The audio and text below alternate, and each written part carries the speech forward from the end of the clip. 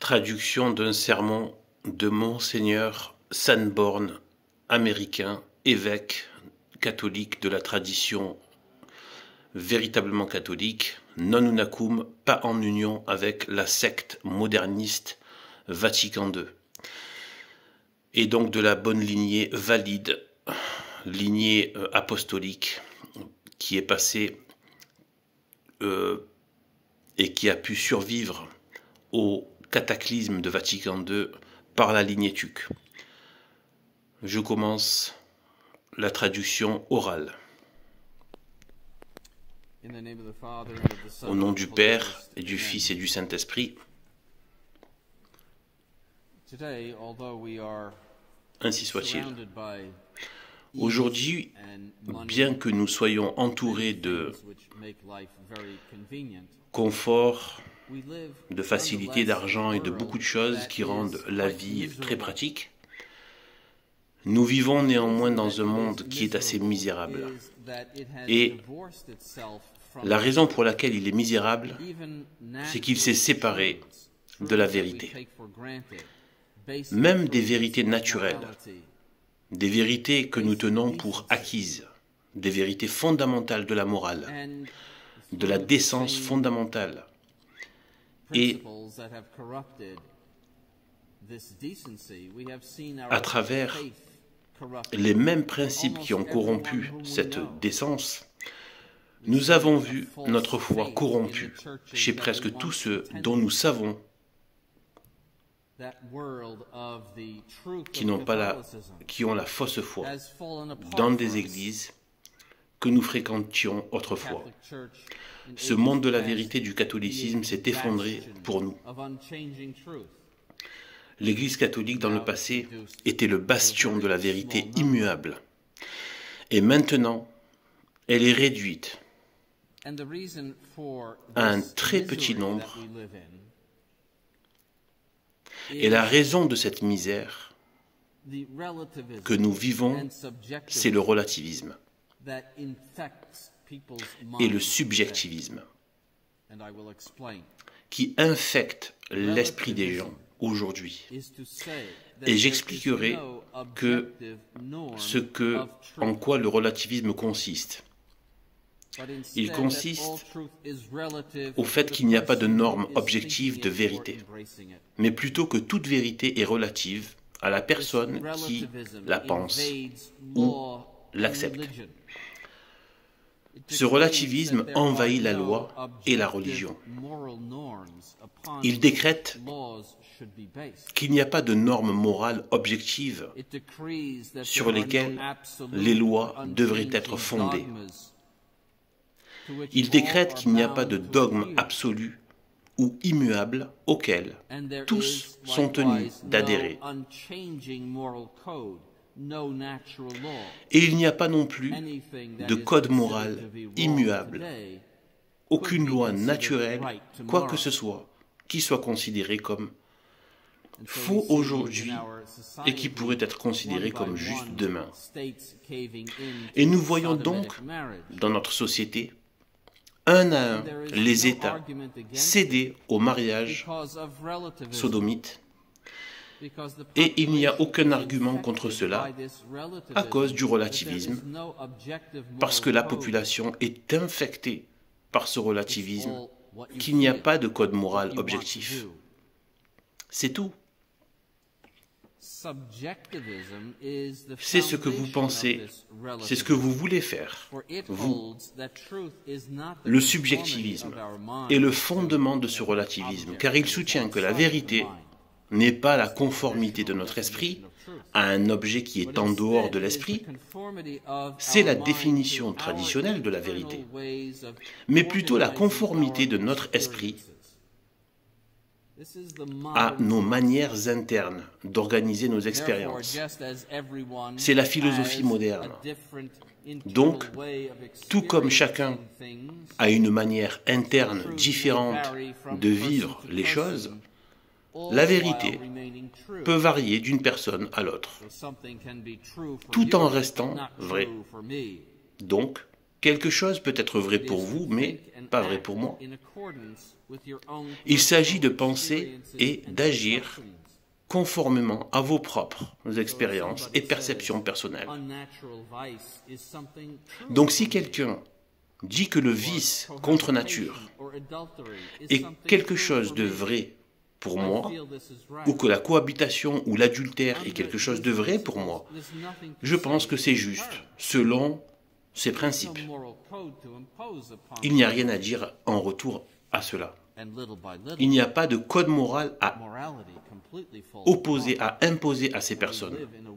Et petit à petit, la morale s'effondre complètement. Et nous vivons dans un monde de vice contre nature, et cela nous écœure. Il y a quelque chose de profondément mauvais qui ne va pas dans cette société. Quelque chose de pervers et de bizarre. Et cela nous rend misérables. Le relativisme et le subjectivisme conduisent à certaines vertus modernes.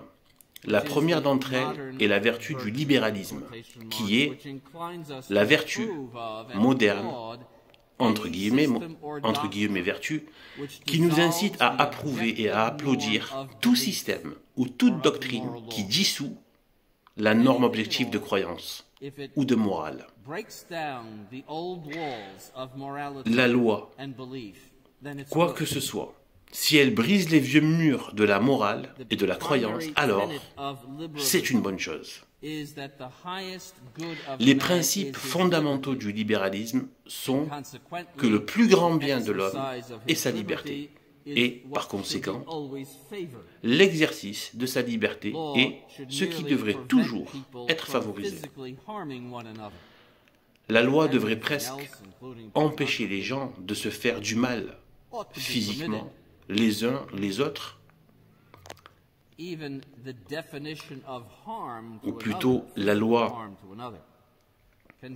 s'attache uniquement à faire en sorte que les gens se fassent du mal physiquement les uns les autres, mais y compris la pornographie, même la définition du préjudice causé à autrui peut changer selon les règles du subjectivisme. Regardez l'avortement et l'euthanasie. Ce qui était considéré comme un meurtre dans les années 60, l'avortement, pour que vous pourriez aller en prison si vous êtes un médecin qui en a commis un, c'est maintenant la norme. Pourquoi ? Parce que si c'est dans votre ventre, vous ne pouvez pas le voir. Vous n'en avez aucune expérience et donc, cela n'existe pas pour vous. Et ce n'est pas un être humain. Et l'euthanasie, si vous n'êtes pas plus utile, si vous n'êtes plus utile, si vous ne pouvez plus interagir et sourire, et ainsi de suite, vous devriez recevoir une injection. Et il y aura des funérailles. Les choses changeront dans ce système. Lorsque le drapeau du libéralisme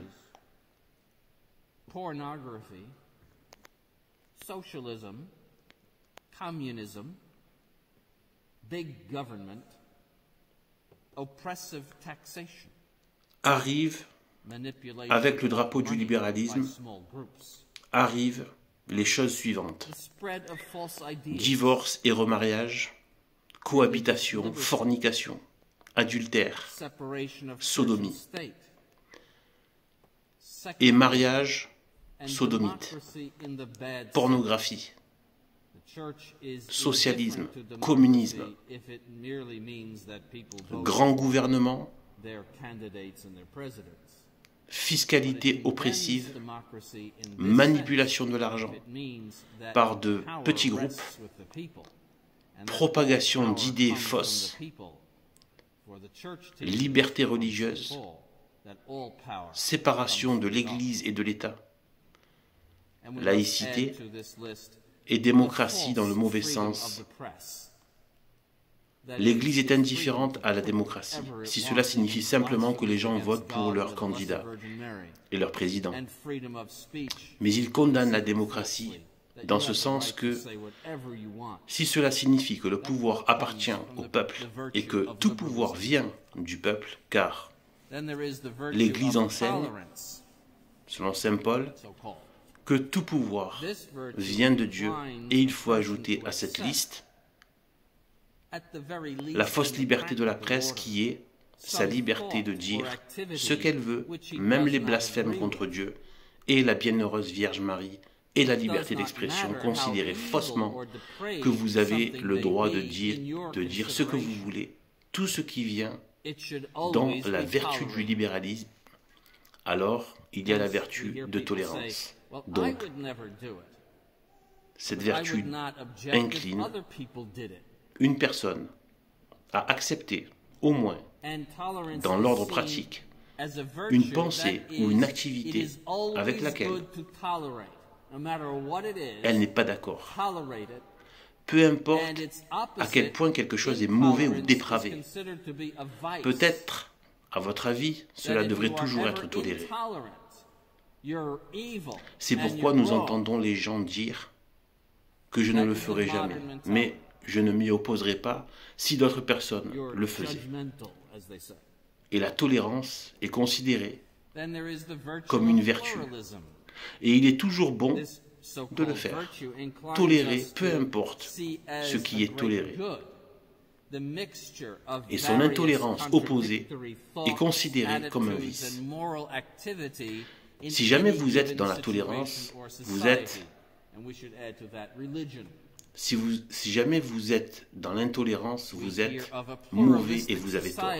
C'est la mentalité moderne. Vous portez un jugement, comme on dit. Alors, il y a la vertu du pluralisme. Cette soi-disant vertu nous incite à considérer comme un grand bien le mélange de diverses pensées, attitudes et activités morales contradictoires dans une situation ou une société donnée, et nous devrions ajouter à cette religion que nous entendons parler d'une société pluraliste comme quelque chose de louable et de bon, là où il n'y a aucune loi qui nous oblige à adorer Dieu d'une certaine manière ou qui nous oblige à obéir à la loi naturelle, selon laquelle il est bon qu'il y ait un grand mélange dans toutes ces choses qui appartiennent à la nature de l'homme et à son bonheur et à son éternité. Le salut. Donc, selon le pluralisme, la coexistence dans la même institution de points de vue nombreux et contradictoires est considérée comme une chose bonne et saine de telles sociétés. Ces sociétés pluralistes ont leurs libéraux et leurs conservateurs. Les deux côtés croient au pluralisme, les deux côtés croient que le contraire a une certaine validité et les deux côtés croient que l'autre côté a le droit d'exprimer son point de vue, même s'il contredit ce que vous pensez ou dites. C'est le libéralisme et le pluralisme. Dans un tel système, le conservateur sert presque d'agent pour ralentir l'avancée du libéralisme.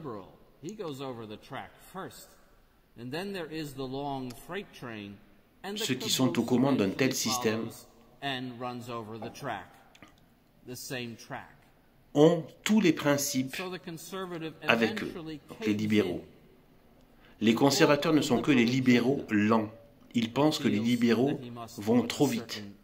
C'est comme un train avec le fourgon de queue. La plupart d'entre vous sont assez vieux pour s'en souvenir. Les wagons qui ont toujours été le dernier du train fric, la locomotive est libérale. Il passe d'abord la voie, puis il y a le long train de marchandises et le wagon de queue finit par suivre et parcourt la voie. La même voie. Et donc, le conservateur finit par céder à tout l'agenda libéral, mais estime qu'il doit y mettre une certaine pause. Alors il y a la vertu du relativisme cumulatif et du subjectivisme au dogme religieux. L'humanisme est l'ennemi du dogme, le seul dogme, c'est qu'il n'y a pas de dogme. C'est le pluralisme dans la religion et le pluralisme et la religion sont deux choses qui sont absolument opposées. Parce que Dieu est absolument immuable et donc la religion doit être absolument immuable. Parce qu'elle est une description de Dieu. Les dogmes que nous croyons sont de vraies descriptions de Dieu.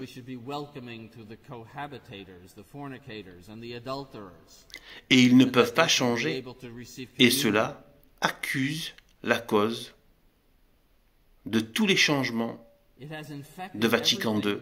Et nous avons vu tous ces autres ismes que j'ai expliqués aujourd'hui, récemment dans le document issu du synode, selon lequel nous devrions accueillir les sodomites. Ils ont beaucoup de dons pour nous donner. Nous devrions accueillir les adultères, les fornicateurs, et qu'ils puissent recevoir la communion. Cela a tout infecté. Cela nous rend malheureux parce que notre faculté la plus élevée est notre intellect, et même si nous devrions être entourés de toutes les commodités de la vie, quand nous voyons cette contradiction entre la vérité évidente et les vérités de notre foi dans le monde, nous devenons misérables. Parce qu'il a deux visages 24 heures sur 24, un monde malade et étrange et tordu. Et nous détestons y vivre. Et nous aspirons nous aspirons à Dieu, aux règles de Dieu dans lesquelles règne l'ordre, la beauté, la perfection et la loi. Pie XI, voyant tout cela venir, a établi cette sainte fête comme une réponse à tout cela.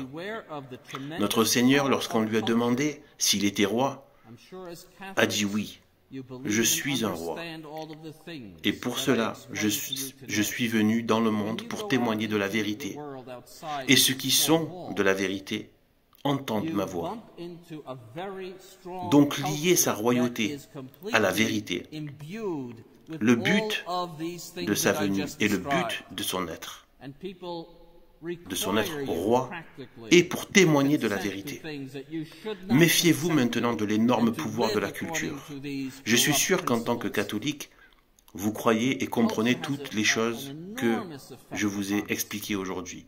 Mais lorsque vous sortez dans le monde, hors de ces quatre murs qu'il y a autour, vous tombez dans une culture très forte qui a complètement imprégné toutes les choses que je viens de décrire, et les gens exigent que vous consentiez pratiquement aux choses auxquelles vous ne devriez pas consentir et que vous viviez selon ces principes corrompus.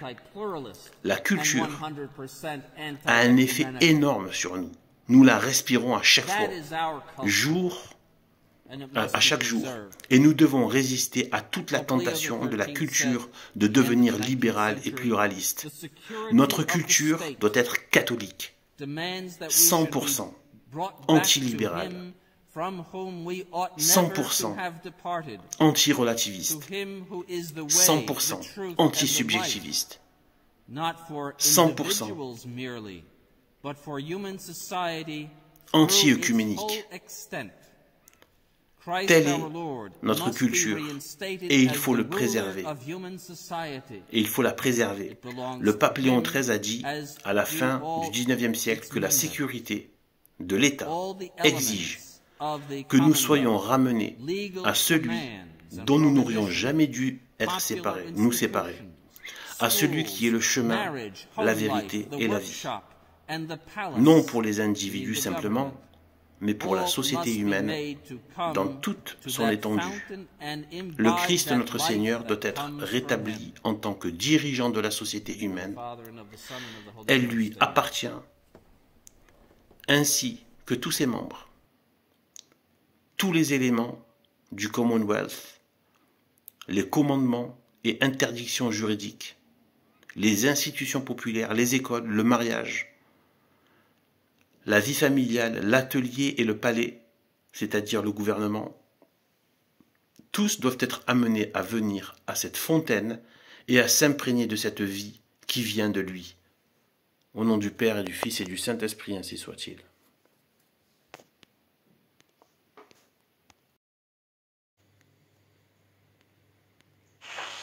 Et oui, une fois qu'on a compris ça, on comprend tout.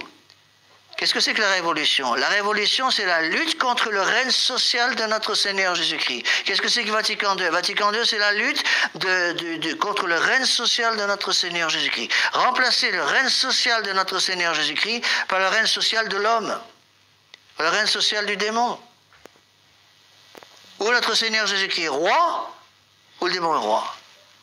La nature a horreur du vide. Donc si on met le bon Dieu dehors, quelqu'un vient prendre la place. L'Église catholique est corps mystique du Christ. Mais si on met le roi qui est le Christ dehors, en dehors de notre âme, qu'est-ce qui se passe? À ce moment-là, c'est évidemment le démon qui va prendre la place. Donc l'Église catholique est le corps mystique du Christ, le monde est le corps mystique du démon. Le corps mystique de la liberté, de l'égalité et de la fraternité. Alors que l'Église catholique, c'est le corps mystique fondé sur la pauvreté, la chasteté et l'obéissance. Pas tout à fait pareil.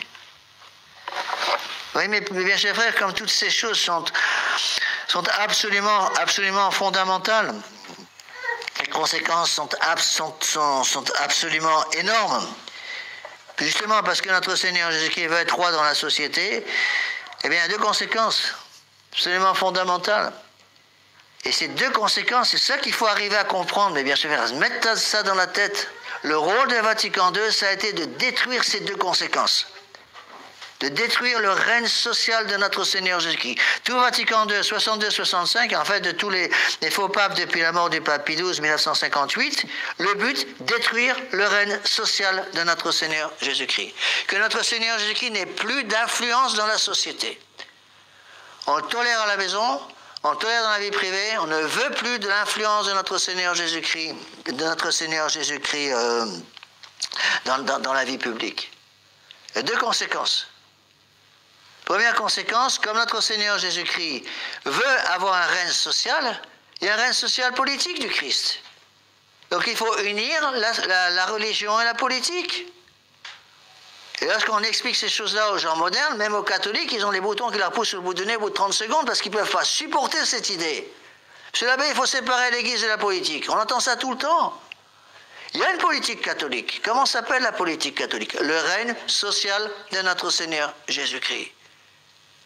Vous savez, il faut se mettre dans la tête, dans l'esprit, mes bien chers frères. Savoir si on accepte la pornographie, le divorce, les droits des homosexuels et la contre-culture woke dans un pays. C'est de la politique, ça.